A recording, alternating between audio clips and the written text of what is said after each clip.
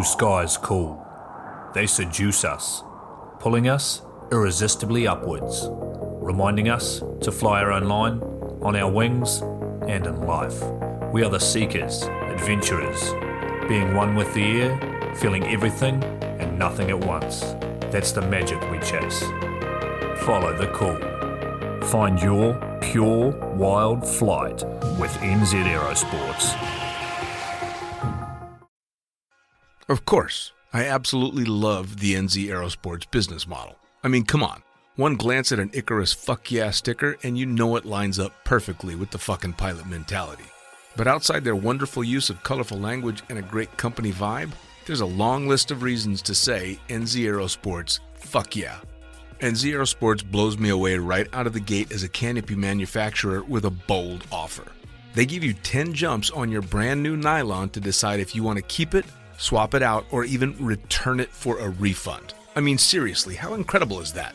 That's like getting halfway through a prom and deciding you prefer the slightly racier date that goes down faster. Seriously, they do that. If you're not madly in love with your new canopy after 10 jumps, they'll let you swap it out for another size or model, or even get your money back. And the range of canopies they've got? Man, they've got a style canopy to fit every jumper and every situation with models you know and trust, like the Sapphire 3, the perfect choice for the beginner or intermediate canopy pilot. The Crossfire 3, when you're ready to kick it up that elliptical notch. The JFX 2, if you're looking to up your new swoop game. The Leia as the workhorse and dirtwater dirt beast. Or the Petra. The Petra cranks out crazy power and is nothing short of a record breaker. But hey, it's not always about speed either. Take the Kraken. Built as a low pack volume canopy specifically with wingsuiting in mind, she gives you all the performance you're looking for with the reliability you need that'll have you itching for that next formation, rodeo, or puffy cloud. So the equipment is top of the line kick-ass stuff as you already know, but how about the team? Well, the customer service gang is there to sort you out whenever you need them. Maddie and Beto are always there to help with Jen holding the reins. They're available for you at sales@nzaerosports.com, and they've got a kick-ass live chat tool on the website if you're wanting to hit someone up right away. These are the crew you're going to want to talk to get those custom orders in. With the stock nylon, once you know what you want, they'll have that shit on a FedEx truck as soon as the credit card machine says approved and get you in the air in no time. For your custom orders, you'll be able to get a time frame for building and shipping when you design it, so get to it. And demos. They've got demos in the US available from their partner Rock Sky Market. The whole US demo fleet is there with Sapphire 3, Crossfire 3, Kraken, JFX 2, and Leia canopies in a range of sizes. They also offer student and tandem demos in the US. Bottom line, every step of the way, NZ Aerosports is there to get you what you need, and I personally couldn't be happier to be teamed up with them here on Lunatic Fringe. And now, time to get started with Lunatic Fringe Into the Void, brought to you proudly by NZ Aerosports. Fuck yeah! Coming straight from the cockpit, it's another episode of Lunatic Fringe with the fucking pilot.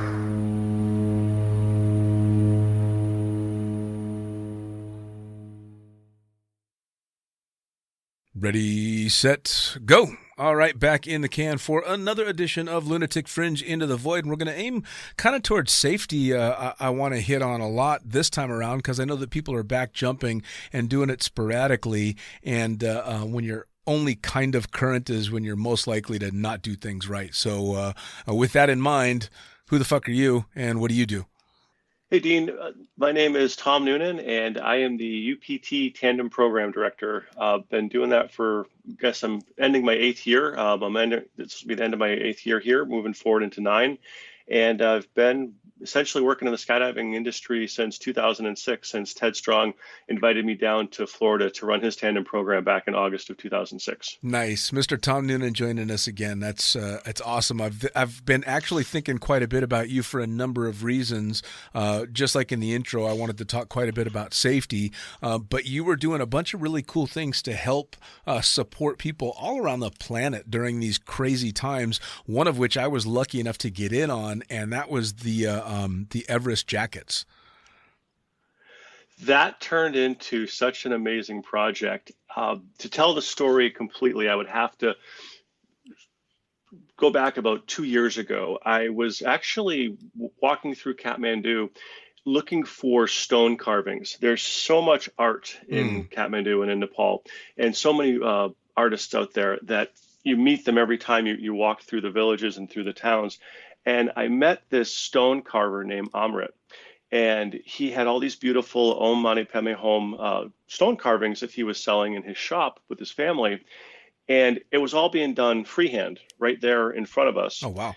And I thought, wow, he could do this with anything. And so I purchased a few of the pieces and we started talking. And I asked him if he could do something with logos that I had with me, specifically at the time, the 3-ring logo and the Vigil logo. Those are, obviously I work for Bill and UPT and I'm sponsored by Vigil. And I thought, how great would this be for me to bring home stone carvings of an Om Mani Padme Hum mantra hugging or embracing the UPT 3-ring logo or the Vigil logo. So I talked to Amrit about this and I sent him on Facebook the logos that I had on Facebook Messenger. I went up into the mountain. I came back down about 10, 12 days later, and sure enough, he had made these absolutely beautiful and brilliant stone carvings, which I got one for Bill, got one for Mark Prokos, for Candy over at Vigil, got one for myself for my office. And I came home with these fantastic one-off gifts that no one else in the world has, right? So I thought this was an amazing project.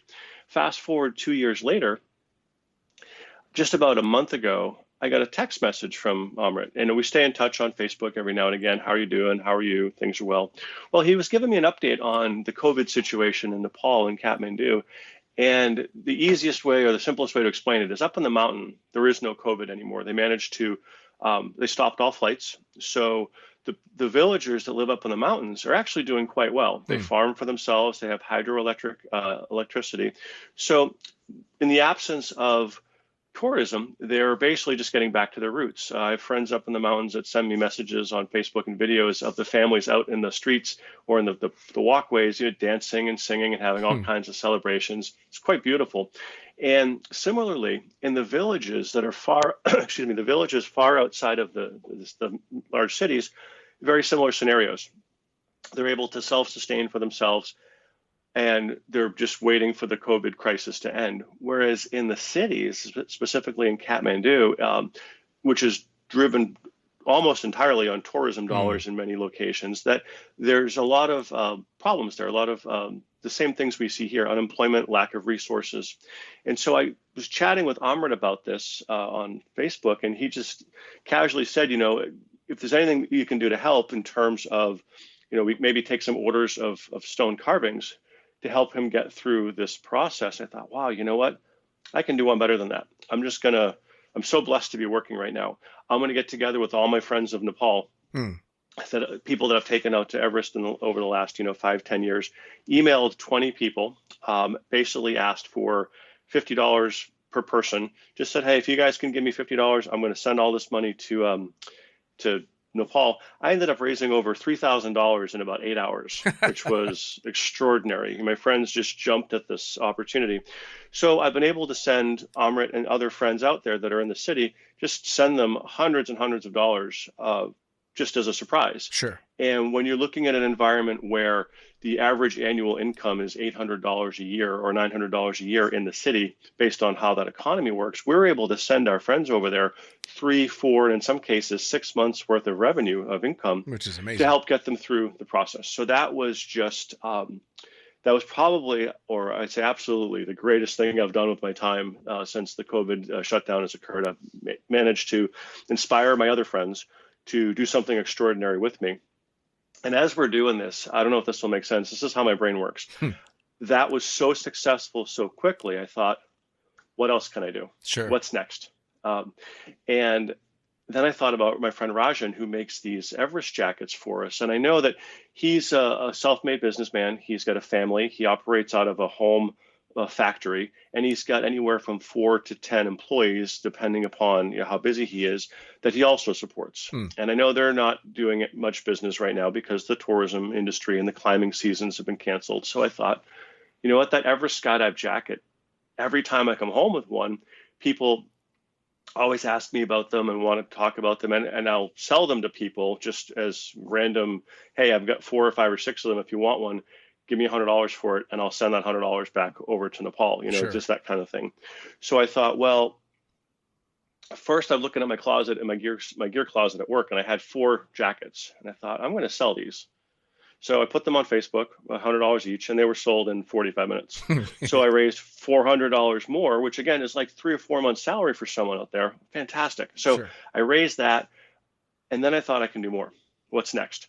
And so then I contacted Rajan and I said, look, I got such a positive response off of these jackets that let's put an order in. I'm going to expect to get 10. I'm going to cap it at 20, just from a practicality perspective, because they all have to come to me. I then have to ship them out to people around the world. Let's just limit it to 20, and we'll be lucky if we get 10. And he says, okay, great, let's do this. Well, I think I ended the order at 45.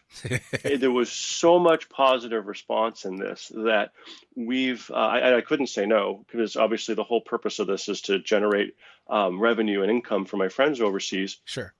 That, of course, I took every order in that I could. And we raised so much money. If you think about 4,500 times approximately $100 per jacket, we raised another $4,500, not only just in revenue for him and his company, but it's also employing his workers. So Sure. the exponential effect of that. And then I'd say if I added up everything, it's probably close to $7,000 or $8,000 that we've been able to raise through all of these little projects. And so now I've created another, so that group that you were talking about, I created a Facebook page called Everest Skydive Jacket Club or something like that, Right. where everybody that ordered a jacket can actually follow the production process, meet Rajan, meet the people that he employs, and see their jackets being made. So I did a similar thing with Amrit and his stone carvings, which I'm going to release in the next week or so. And then my other friend Shanta, who sells mandalas, those small paintings of all of the different Buddhist scenes and cultural histories. We're going to do another one for him for that. So basically, I'm trying to generate revenue for my friends out there in this time of need, effectively, while their tourism industry is shut down. And the response I've gotten from my friends from around the world has just been overwhelming. It's humbling to think that I could have such a impact on these people Sure. overseas, the ones that I'm helping. And it's not me. It's literally an army of friends that have all kind Sure. of come together and have helped me facilitate this. And I don't know if you're a fan of Jerry Maguire, but Sure. I have always referred to these friends of mine as my ambassadors of Kwan, because they are, without a doubt, the most gracious, always ready to help friends that I've ever known in my life. And more and more of them come out of the woodwork, so to speak, each time I do this. So it's this growing army of ambassadors of Kwan that are helping in our own little way to make the world a better place, at least in Nepal at this point. Sure. Well, and it couldn't shed some light. It really couldn't come at a better time for Nepal. It's so sadly ironic. When I was there last year and did the Everest hike and everything, when I was getting my permits to do the hike, they were asking, hey, are you going to come back next year? It's the big tourism year for Nepal. We're really pushing to have, I don't know how many millions of people that they were shooting for, really, really wanting to up their tourism game because it is so vital there. And Yes. Of course, I was like, well, yes, I absolutely want to come back. And of course, I haven't even gone up the mountain yet, but I'm hemming and hawing going, well, I got to see if I survive this one. And then I was absolutely planning on going back. And of course, then this hits. And all I can think is, oh, Jesus. I mean, this was their big year to push really hard, and for it to just all go away in a blink, it has to be horrible for so many people. So to be able to do something like this, especially when I saw the jacket, because obviously now I've got a real soft spot for Nepal and the Himalayas, and especially Everest, and especially Skydive Everest, because I was lucky enough to see it all firsthand and be there when the jumps were being made. And so as soon as I saw that, I'm like, I need a fucking jacket. Yeah. That's it. I need a jacket no matter what. I was going to beg because you had said I'm only going to allow so many, and I saw that the post was a day or two old, and I'm like, shit, I'm not going to get in it.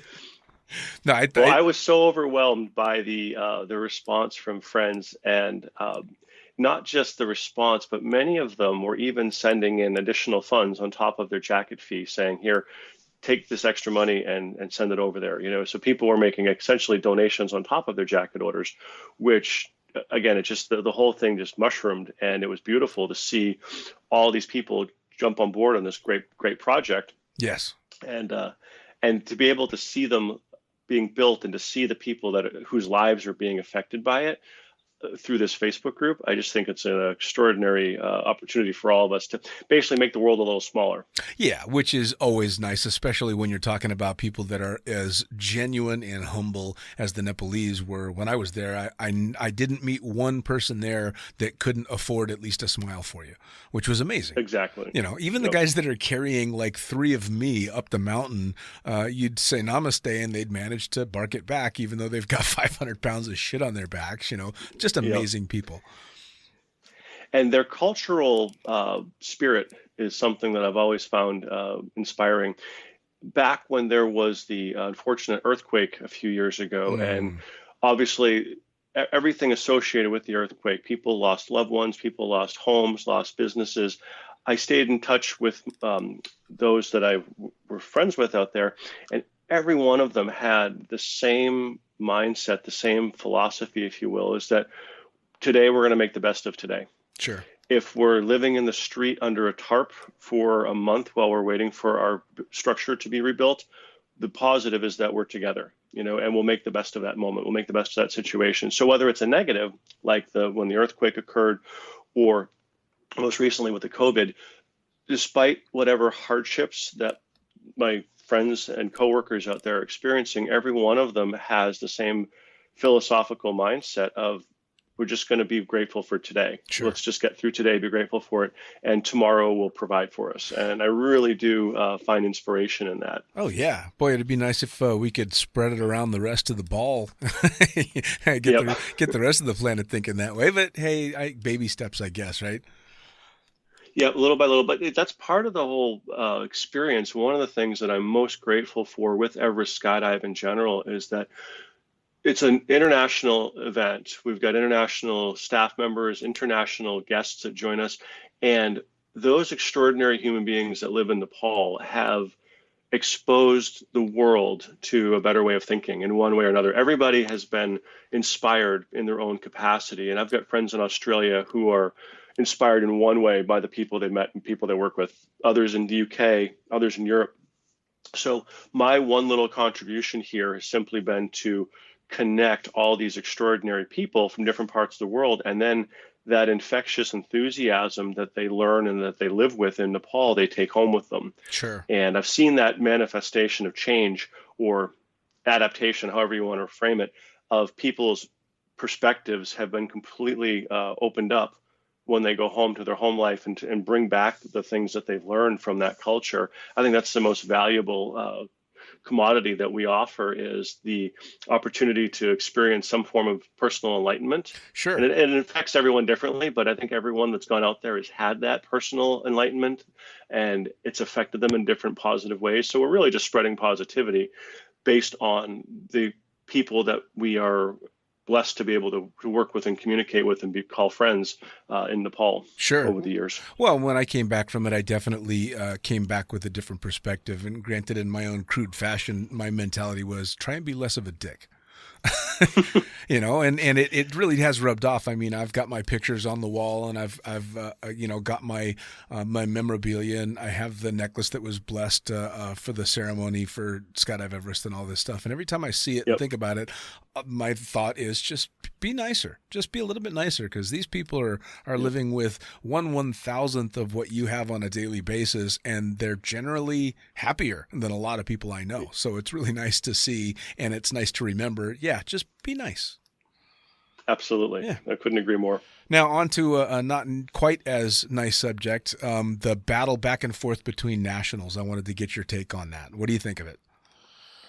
Well, I've been following a lot of the feeds and a lot of the comments online, and it's, I think, one of those rare situations where I think everyone's right. I look at opinions that, depending upon how they're looked at, under what context they're given, I think you can have two opposing opinions that are both valid and both right under their own lens, so to speak.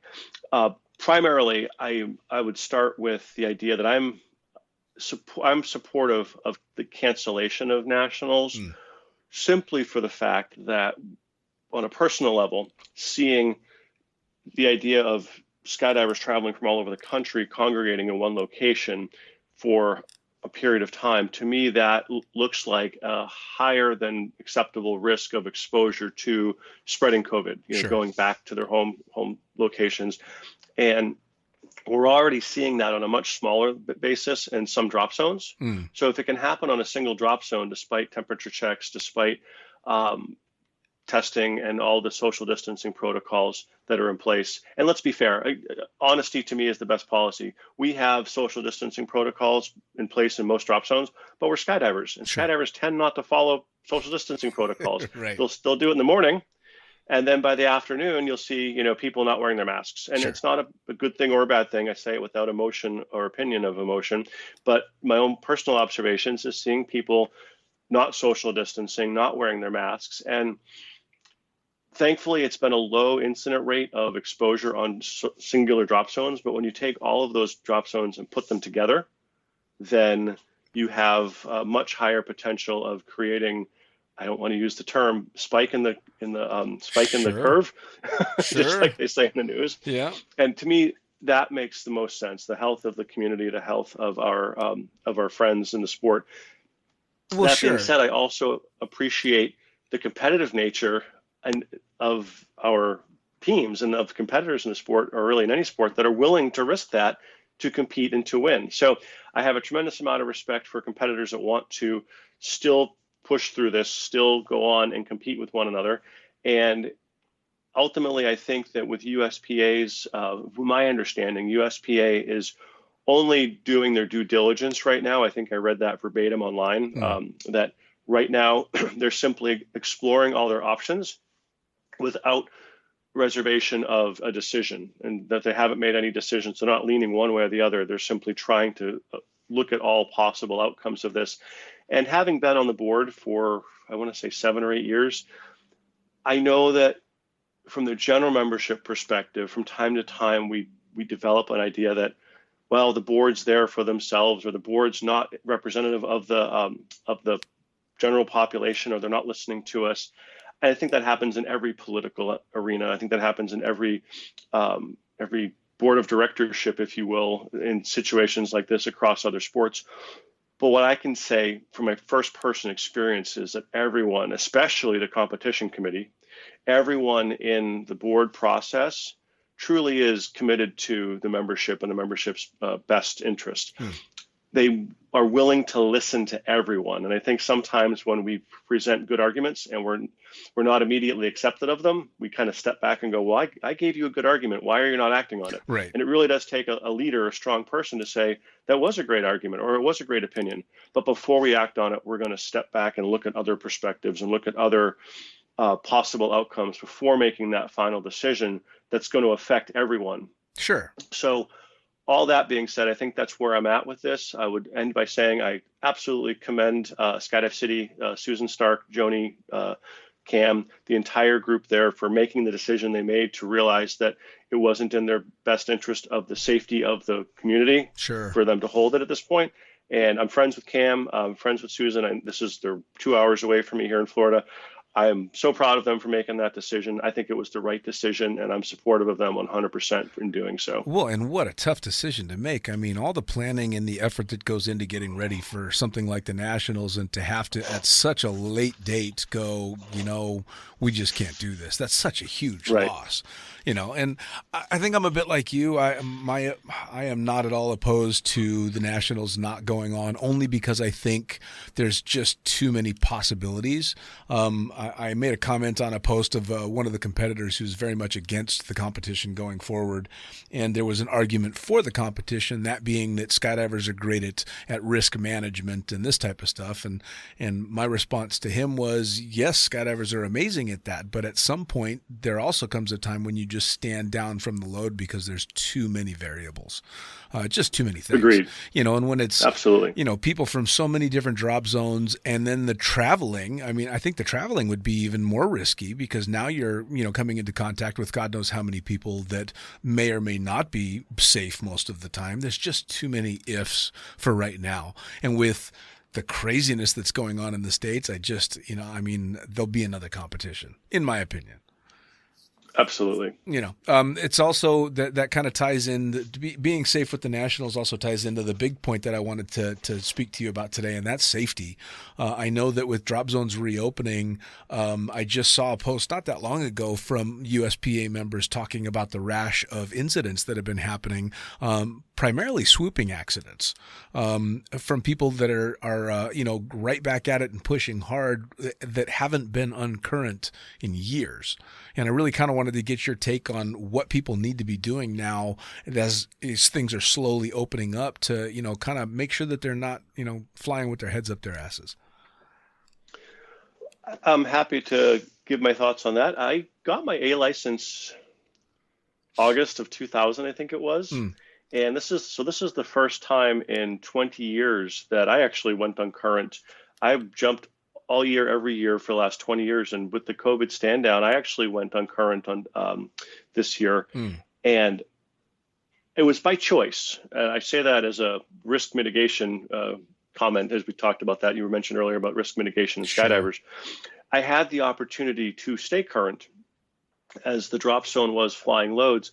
I just wasn't willing to take that risk. I wasn't willing to, especially early on, not knowing what the transmission rate was going to look like in the beginning, what our effective exposure to it was going to be. So I went the longest without skydiving in my career during the shutdown as well. Eventually I did get back and get recurrent, and I started jumping again, but strictly on an absolute need basis for product testing, courses I was running, things like that. But even in that capacity, I still wasn't 100% comfortable with my decision in terms of exposure to potential COVID. I'm just hyper vigilant I was getting on the airplane with my visor down on my G3. I didn't want the visor even open in the aircraft, thinking I'm imagining all these germs bouncing around inside the plane.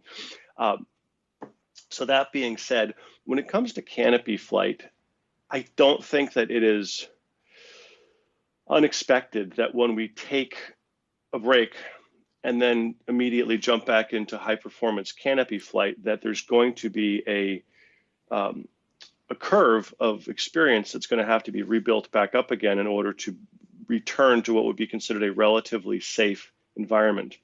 Now, I don't know what happened with these specific incidents because I wasn't involved in any of the investigations.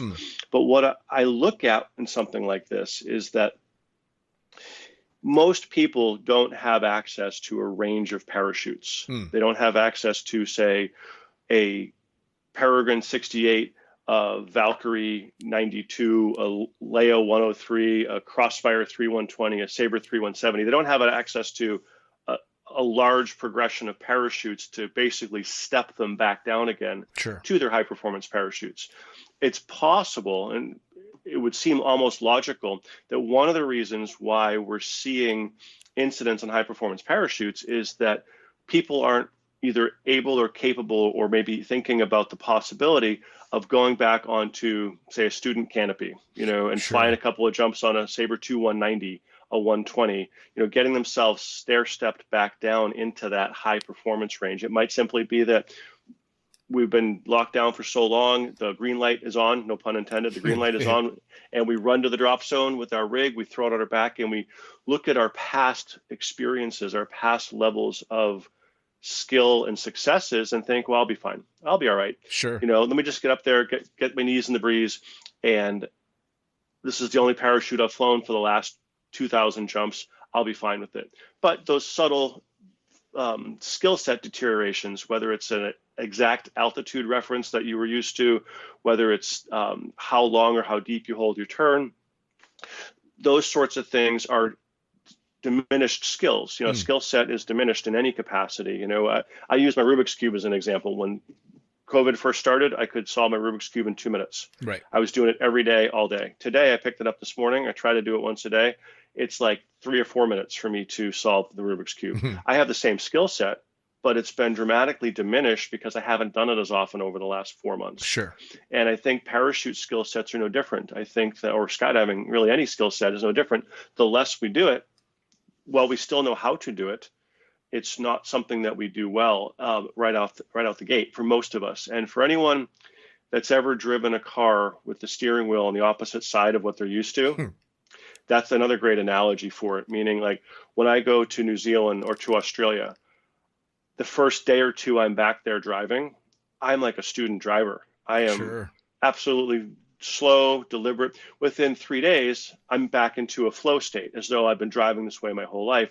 But if I tried to drive the way I drive on day 3, as I drive on day 1 when I pick the car up from the rental car agency, I'm going to hit a curb. I'm going to, be less safe than I would be after having slowly got myself back up to speed on that skill set.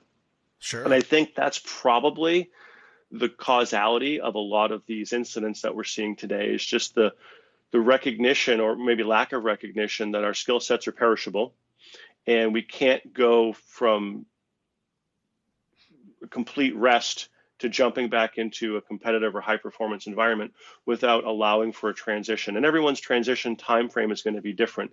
You take your top swoop competitors in the world that they eat, sleep, and drink canopy piloting. They might have a shorter progression back to that high level skill set, whereas the person that's a high performance canopy pilot, but it's simply a part of their profile, it's not something that they're maybe not as dedicated to or live through every single day. It's like this is what they live for. That person might have a longer gap or a longer transition back to that arrival of crisp, clean canopy flight. And then effectively knowing that and allowing for that, I think, is really the key to safety when it comes to canopy progression. Sure. Recognizing that you're...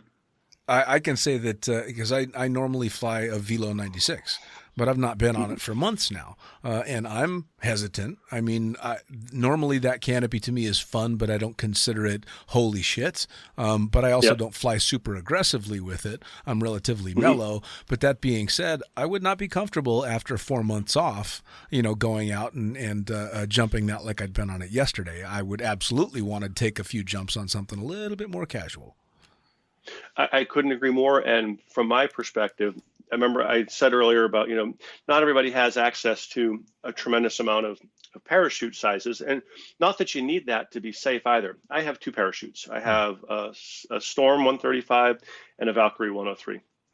When I came back to currency, I wanted to fly the Valkyrie, but I grabbed the Storm because that was the more docile of the 2 parachutes. And that was the first canopy that I redeveloped my skill set on, that I polished my skills on.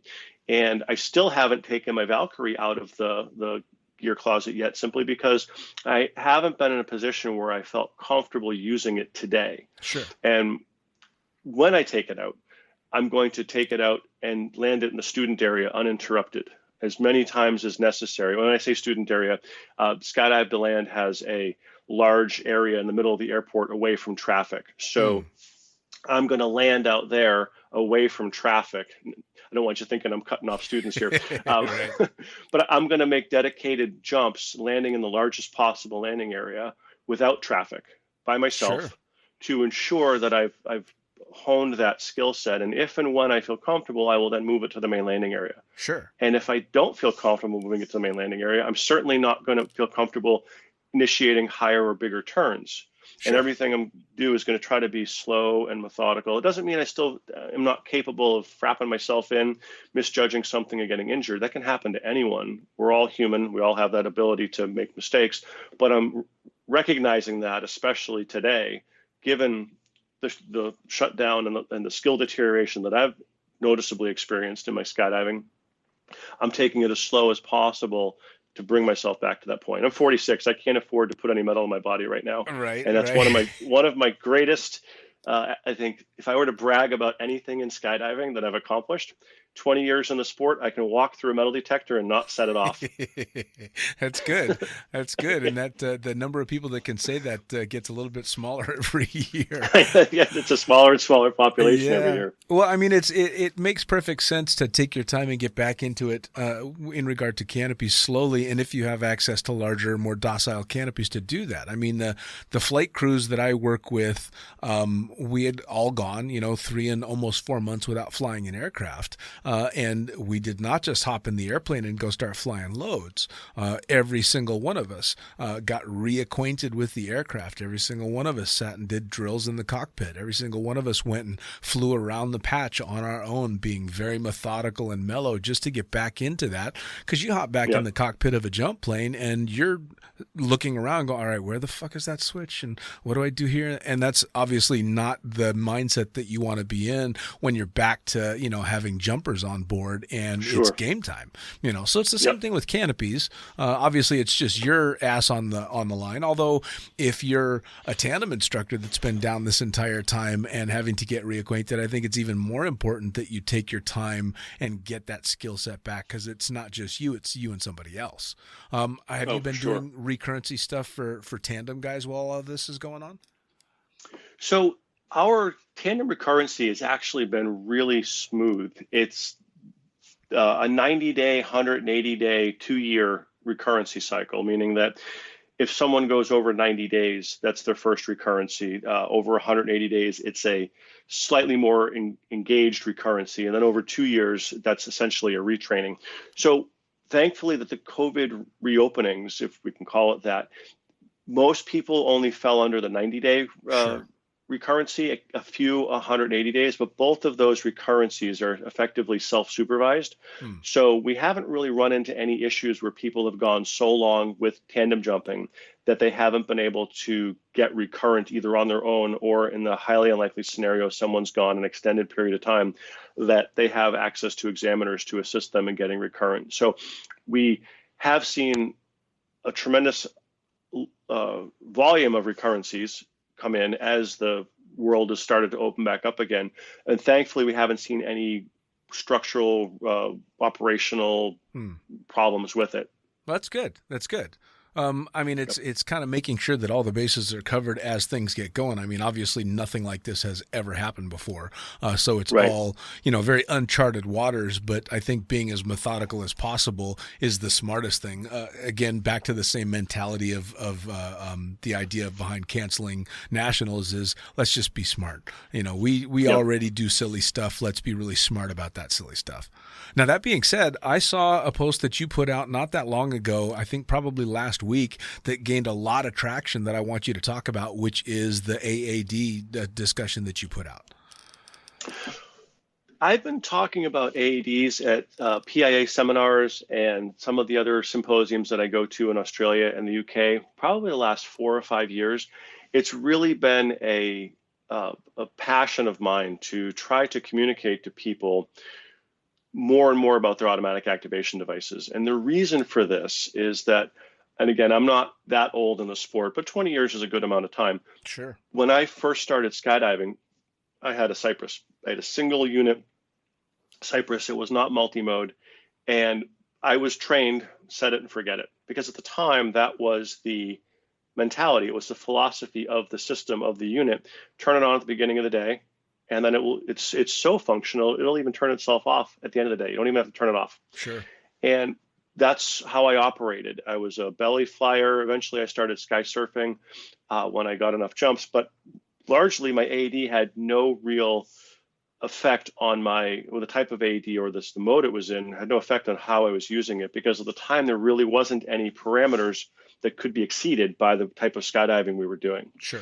Fast forward 20 years later, we've had multiple AED activations during swoops, and more than one of them have resulted in fatalities. Sure. And we've then progressed on in student modes. We've had student activations, and we've also had wingsuit activations where they were in wingsuit mode and they were exceeded their parameters because they were being used in other modes like swooping. A skydiver with a velocity has his AED set in swoop mode and it activates. Sure. These sorts of things are happening, and they're happening again and again. So I had received a phone call from a friend of mine up north who was working with a newly licensed skydiver who had an AED activation similar to what I just described. It was a Sabre 2 190 spiraling into the pattern from about 1,200 feet and had an AED activation in student mode on one of these units. And so my friend had known that I was passionate about this and had been speaking to people about it. So she asked me if I would speak to the skydiver, just to kind of help him understand what had happened. And we spoke for 20, 30 minutes, and once I explained the scenario and why it did what it did, and we looked through the manual and figured out what the activation altitude was, 1,100 feet was the student activation altitude, that it was a foregone conclusion that his purposeful acts, as I called them, his deliberate actions of initiating a steep toggle turn at 1,200 feet, the only logical outcome was for the AED to fire. And I give him credit. He was open and honest with me. He said, when I was trained just to hit the buttons. And once it was on, it was on. There was really no register or understanding of what's the difference between expert mode or student mode. What's the difference in activation altitudes between brands, whether it's 1,100, 1,000, 900 feet, whatever it is. And so we started talking about all this. And I used what I've believed to be my greatest contribution to skydiving, not to pat myself on the shoulder, but I think my greatest contribution to skydiving in the last 20 years is my analogy between AEDs and coffee pots. All right, let's And I explained to him, I said, your automatic activation device is just like your coffee pot. And if you don't drink coffee, it's just like your toaster, because everybody eats toast. Your coffee pot's primary job is to make coffee. That's what we buy it for. It's what we use it for. And your AED, the reason we spend the money on them, the reason we install them, its primary job is to save our life if we are unable to do so. And people can argue about whether or not AEDs, they're only designed to initiate a reserve deployment. Everything else has to happen in sequence for you to survive. But the statistics show that it works in that capacity, that a properly installed, properly packed AED and reserve combination, more often than not, in the 99 percentile, will save your life if it activates. And that's our expectation, that if we're knocked unconscious, it will save our life. It will activate when we are unable to do so. That's making coffee. Everybody knows that. But most people aren't aware of the second job of your coffee pot and the second job of your AED. And that second job for your coffee pot is to not burn the house down when it's not making coffee. Right? Turn itself off. Do not activate when I don't need you to. And the AED's second job, which is equally important, is not to activate when we don't want it to. And we all focus on the first job, the activation if we're unconscious, but we rarely focus on or acknowledge today that that second scenario, burning the house down, as I call it, we as skydivers are absolutely capable of putting every AED on the market into a configuration that it will burn the house down, that it will activate when it's not supposed to. With one exception, the swoop mode, when used in conjunction and when used correctly in that capacity, won't activate on a high-speed canopy descent, which is really shutting off the coffee, pulling the plug out of the wall socket on the coffee pot, so that it can't turn on or turn off, which is really the only logical solution when you have canopies descending at 100 miles an hour, at those speeds and those altitudes. So we talked about that analogy, and he understood it. And we realized that if we looked at the manual, and I did after the fact, the manual said 1,100 foot activation altitude in student mode, and right after it said, warning, you can achieve this in a fully functioning parachute. So for a skydiver to make a deliberate decision to initiate a high-speed revolution turn just above their AED activating altitude, it's not a decision with a high likelihood of a successful outcome. Yet it was made anyway. And the reason it was made was nothing more than a simple lack of understanding of how the system worked, what the AED was designed to do for him at that point in time. And we still see swoop activations. We still see now wingsuit activations in other modes. And it just got me thinking that this skydiver benefited so greatly from this conversation. I wondered how many other people out there may or may not have the same, call it a gap in understanding, a gap of knowledge that I could help motivate, inspire, direct towards this this information. So that's where that article that I posted, that blog post on Facebook, came from. And it was just a brain dump.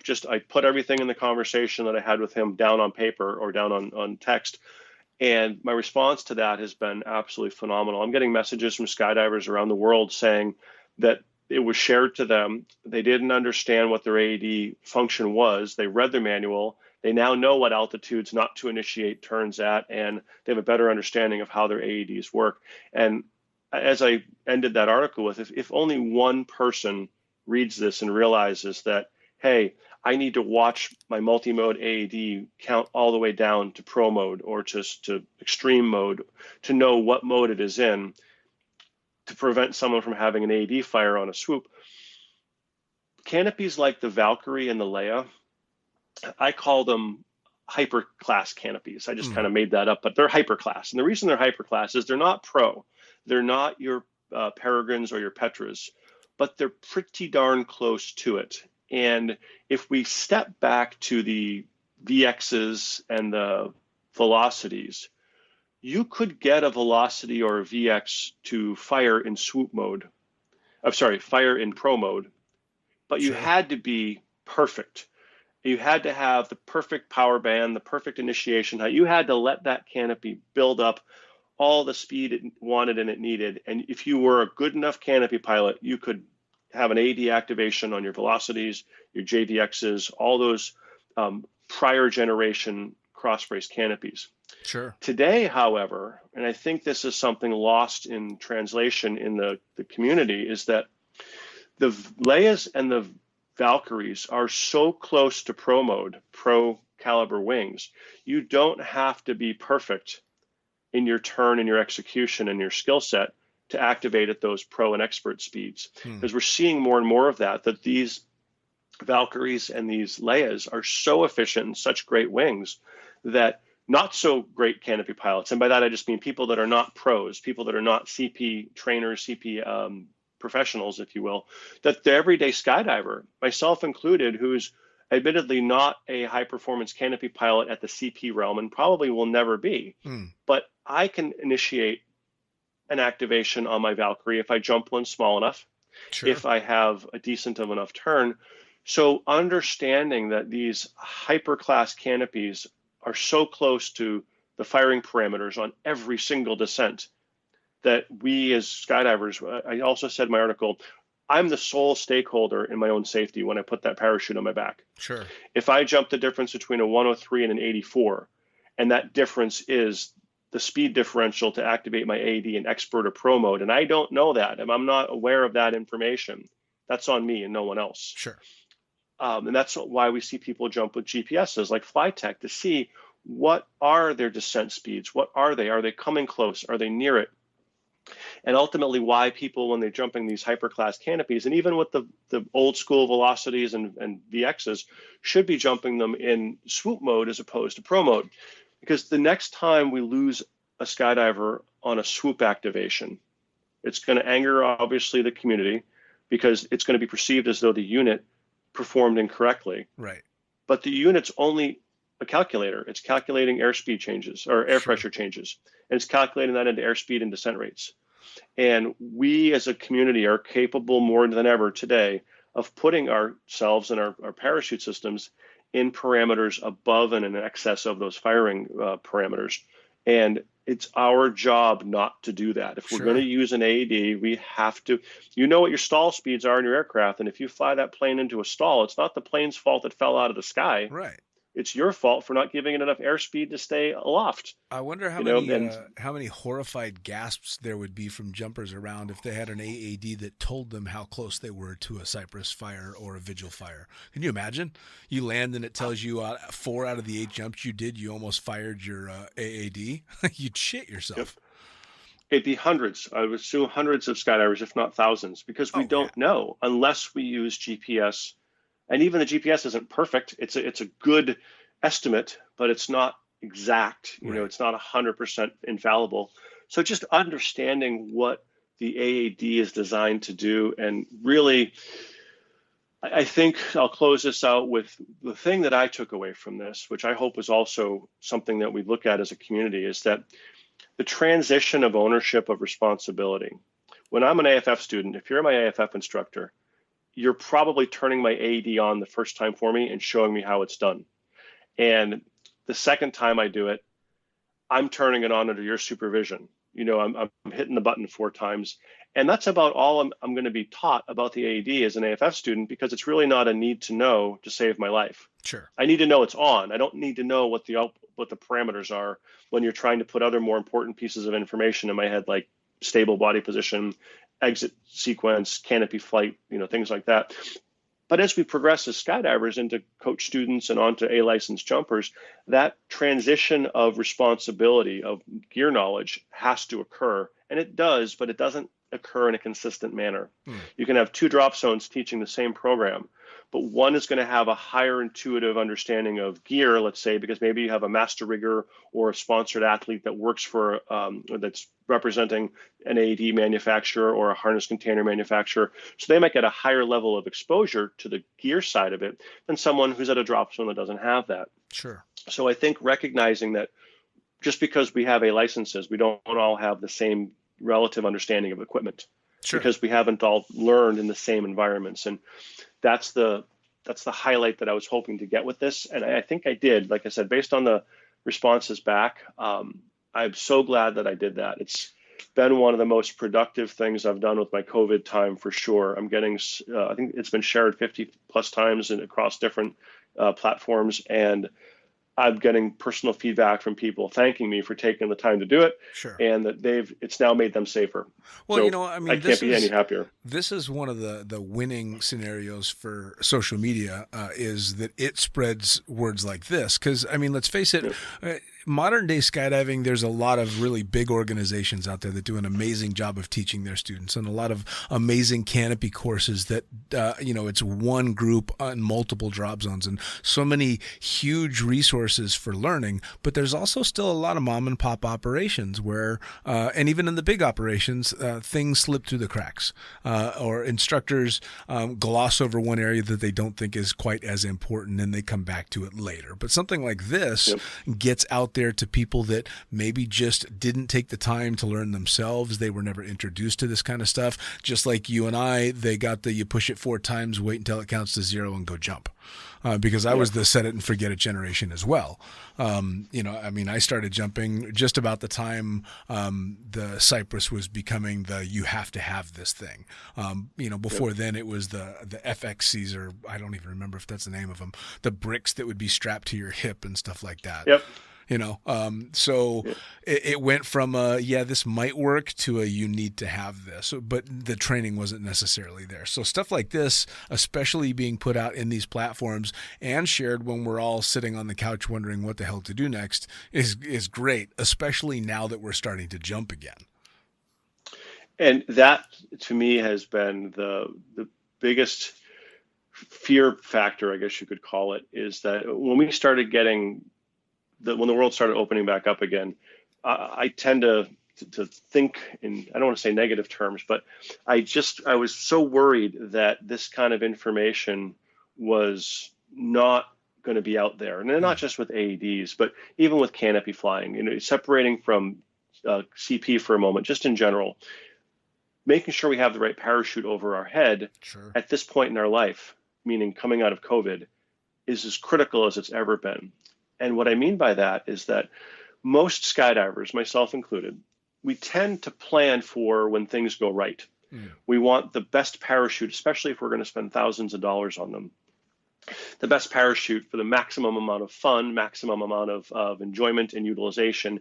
And we tend not to think about maximum ability to be able to sink it into someone's backyard with a chain link fence, or avoid a tree, avoid a building, that sort of stuff. If I have to land this on the side of a highway, am I able to sink it in and not drift into the road as I'm, swooping across the shoulder of the road? And today more than ever, because we're a little rusty, because we're a little bit uncurrent, people are getting out late. Their spotting is a little rusty, so they're not landing back on the drop zone as with the same consistencies. They're not landing in clean airspace with the same consistencies as they did 4 or 5 months ago. And so we have canopy conflicts, we have low turns to the ground, we have injuries of landing off the airports. And I keep going back to the idea that every skydiver, if anyone's still listening to this, if we've held your attention this long, ask yourself 2 questions. 1, can I land my main parachute off the airport safely? And if the answer is yes, great. But if the answer is no, stop now. Do not pass go. Don't go straight to your canopy coach and get coaching to be able to feel confident and show the skill set to be able to land your main canopy off the airport, because you will have to do this at some point in your career. And at this point, you're more likely to have to do it today than you were a year ago, because people are uncurrent. Even those jump pilots are uncurrent with their GPS spots. Oh yeah. Right? No, everybody's a little rusty. Yep. And the second question, you're more likely to land off with your reserve than your main, simply because one of the reasons we land off is our main parachutes malfunction. We cut away, our reserve opens lower, and we now don't have the same glide rate to get back to the airport because we're further off. So the next question, can you land your reserve in someone's backyard? And if you can't answer that confidently with the affirmative, you're more likely to be setting off metal detectors at TSA checkpoints in your future than those that can say confidently that they can land their reserves off the airport in tight spots. And so recognizing we do or do not have the right tools in our tool shed, the right main for not just when things go right, but when things go wrong, and also the right reserve for not just when things go right, landing on the airport into clean air, but landing off the airport in someone's backyard. Recognizing those now while we're on the ground, sitting around talking at the drop zone, talking to each other at the bonfire, and either getting coaching on both of them, because PD and Icarus and New Zealand, they'll send out demo reserves if you ask for them, I believe, and getting under that canopy and practicing it. And if you do find out that maybe you're jumping the wrong parachutes for your safety, maybe swapping to a higher size or a different model might be the difference between walking away embarrassed from a landing versus not walking away because you broke your ankle because you didn't have the right wing over your head or the right experience to fly that wing over your head. And I practice what I preach. I was jumping my Storm 135, and I had the opportunity to obviously jump my Valkyrie 103. I took the Storm, and on a tandem evaluation jump, an examiner course I was running, we were the last ones out, and the green light was on. Got out long from off the airport, and we were barely made it back to the airport, and the landing area was swamp, taxiway, a little patch of smooth mowed green grass, turbulent inducing buildings, and all the things that you could put into an incident report. If you were going to write an incident report about me getting injured on this landing, all these key components were there in the incident report. And like most skydivers, as I'm making my way back to the airport, I'm doing that calculation in my head. Am I going to make it? Am I going to make it? I'm trying to visualize my glide rate. And every second I say, am I going to make it? That voice in the back of my head's going, no. And no keeps getting louder and louder. So as I'm making my way back to the airport, everything I overfly, I'm looking at it going, I can land there, I can't land there, don't want to land there, that's a swamp. And I'm identifying all the danger areas. And eventually I made it over the fence, so to speak, onto the airport property. And it was at that point, my decision was to stay where I was and sink in and land in this mowed grass strip, basically the object-free area off the runway, or try to make it over the swamp and around the tree line that was potentially turbulent. And I remember looking up at my canopy saying to myself, this is why I talk about this stuff. I've got the best parachute in the world over my head for this specific moment.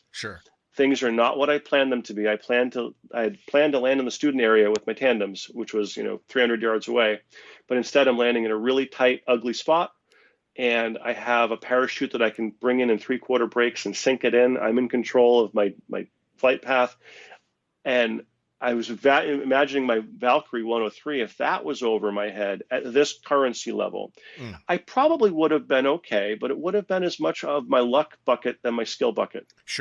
Whereas this landing was all skill bucket. I made the deliberate decision to fly the more docile parachute, better for landing off, not even expecting to land off, just knowing that we were getting out last on this jump run, and everybody's a little rusty this time of the year that we're all coming out of it. And I remember standing there all by myself, nice soft stand-up landing with this parachute. I was so proud of my decision-making process at that moment that I'd had the foresight to say, you know what, I didn't fly the way I could, I flew the way I should.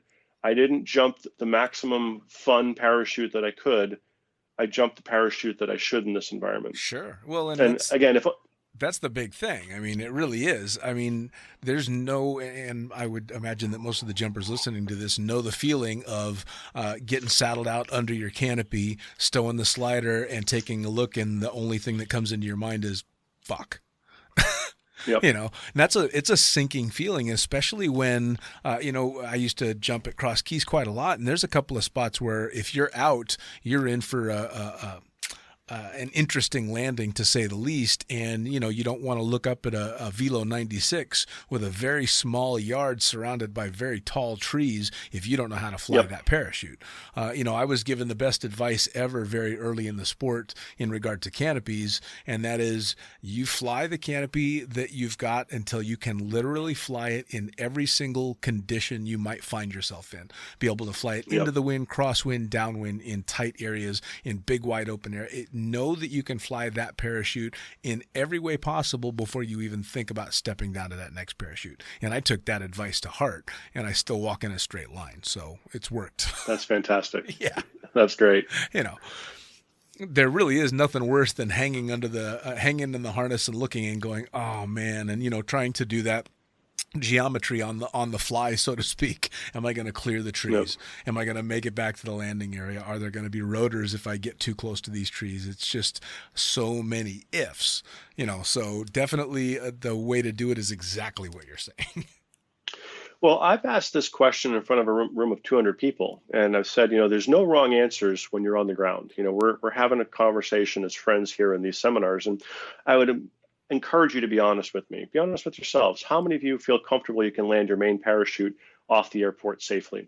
And let's say about a third of the hands go up, say 40 out of 200, 45 out of 200. And my math is terrible. That's 25%. Let's say about 60 out of 200. Sure. Okay, so next question. How many of you feel comfortable landing your reserve off without injury off your airport? And 10% of the hands go up. That means 90% of the people out there in this one example have reserves in their parachutes, reserves packed as a parachute, but they're not confident they're able to land safely off the airport. Now, most of them will, thankfully. The statistics show that even if you lack confidence, most of the time you're able to navigate yourself, the survival instinct, you're able to navigate yourself to the ground safely without having that confidence of knowledge or skill. But in that very room, there are people that I'm speaking to that are going to injure themselves unnecessarily when they land off. And now they've recognized that. Now they've recognized that they lack a skill set. And if they do land successfully, it's their luck bucket as much as their skill bucket, if not entirely luck, that they land uninjured. So to motivate people to get canopy coaching, I think after AEDs, that's my number two focus in the world. It doesn't necessarily have to be one brand of it or one person. There's so many great canopy coaches and courses out there. I tend to work with and see the Flight One canopy programs going on in DeLand. So I'm a little bit biased towards that simply because I see the work they do. So I always tell people, go get a Flight One coach. And if not a Flight One coach, get some other coach from another canopy piloting organization. I know Greg Windmiller does great canopy piloting courses. Kurt and Jeannie Bartholomew also do great canopy courses. So getting the information ahead of time is so much better than realizing you don't have it the moment you need it. Oh, yeah. Oh, yeah, without a doubt. Well, I mean, and that's the whole thing about trying to mitigate the dangers that we put ourselves in, because there's not a skydiver out there that won't admit that skydiving can be very risky. We are big at mitigating those risks and taking them down to a manageable level. All the way back to when we were talking about nationals, is it a manageable risk? And if the answer is I don't know, then to me that means it's not a manageable risk. So it's exactly what you're talking about. Is be smart. Make sure that you've got all the information you need and you're making a wise, informed decision. Yep. Yeah. Well, now I want people to be able to get to the link that takes them to the AAD blog that you put out. So how do they find it, and how do they keep track of you and what you've got going on in future courses, what UPT's got going on? How are they going to track you? So I posted that AAD article in United States Fun Jumpers Facebook group. It's also on my personal Facebook page. It's been shared, like I said, 30 or 40, I think even maybe up to 50 times by now. UPT is going to post it on their Facebook page as well today, and I believe Vigil is going to do the same thing. As a full disclosure, I'm sponsored by Vigil. I've been working with them for over 10 years, not just because I think it's the best unit out there, but I also work directly above them in DeLand, and I'm really, I'm really good friends. Right. I'm really good friends with the owners and employees of Vigil America, Candy Procos and Jenny Bishop. They're really good friends of mine, and they've been hugely supportive of me. So, like I said, full disclosure, I am sponsored by Vigil, but the information in that article holds true for Cypress units, Vigils, M2s, anything else that's out there. Awesome. It's knowledge is power, and the knowledge is out there. And in that post on Facebook, I linked to the AAD manuals for Vigil, Cypress, and Mars, or M2. So the manuals, operating manuals, are in that link. Nice. Let's see here. Other than that, I'm still working with my teammate Paul Henry DeBar. He and I have been putting together global skydiving expeditions, minus the global right now because There's no travel. But 2021 should be a pretty extraordinary year for us. We have some great projects. I've never been the kind of person or personality that talks about something before it's been done. I always prefer to, say, do something and then talk about it and share it with the world. We will advertise the projects. So we're going to be inviting people to go along with us next year. We got these great projects coming up, but we are moving full steam ahead with that, and Halo projects as well. We're bringing Halo events to local drop zones around the world.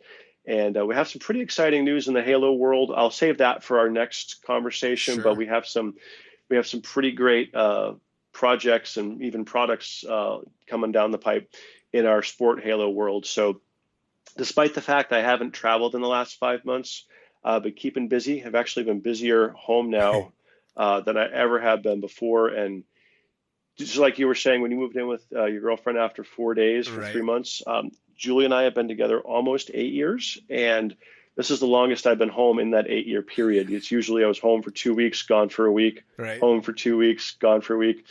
And I think we probably had the same look in our eye day one, like, okay, here we are, we're locked in. Let's hope this goes well. And it's just been extraordinary. I've had such a great opportunity to reconnect with her and just be a homebody and be living in paradise here in New Smyrna Beach. Go to work every day in DeLand. We are essential employees, thankfully. So we were able to stay employed during this this pandemic, or whatever you call it. So I got to see what my other life looks like, what my life, once the travel ends, what it's going to look like being a 9 to 5 back and forth to work. And I'm so glad to be home. I did reconnect with my best friend over the last 5 months. We've had just a fantastic time, just, playing board games and just making each other laugh. It's kind of a contest who can make the other one laugh more throughout the day, and we're having a blast. That's a good contest, because it's either that or it's who can stab who the most times when you're locked in together. Luckily, both you and yours and me and mine have survived the lockdown, so I think we're seeing the light at the end of the tunnel, and everybody's still smiling, so that's good. Yeah, the only complaint I have, and I'll probably get put in the doghouse for saying this, the only complaint I have about being home like this is that I love mob movies. I love action, adventure, suspenseful, that kind of genre. And Julie's more of a fan of rom-coms. So we have to kind of, one night we're watching Casino, the next night we're watching something she wants to watch, so I could be halfway through all of my my crime movies through COVID, but I have to, basically give and take. We have to watch a couple of her movies too. So I think that's the only downside to being home with my my teammate, my life partner here, is that we just don't have the same interest in movies. We didn't find that out until we were home for 5 months together. Yeah, fair enough though. But that actually is good, because I'm a lot like you as well. I would burn through all my list of favorite movies and then some. I would have been done with them in the first 2 weeks of the lockdown. And if it weren't for the fact that she watches all the different stuff that I don't watch, I would have just been sitting around going, well, shit, I guess I'm going to rewatch this, you know, because it's over. Sure. Yeah. Well, now that I know but if that's the worst I have to complain about, that's I'm doing pretty good. And that's not too bad at all. Now, I was just going to say, now that I know that you're parked right above Vigil, I'm going to hit you up to get one of the Vigil guys on the podcast, and we can hear it from the horse's mouth. Oh, and I still need to thank you for putting me on the podcast with Bill, because holy shit, was he fun.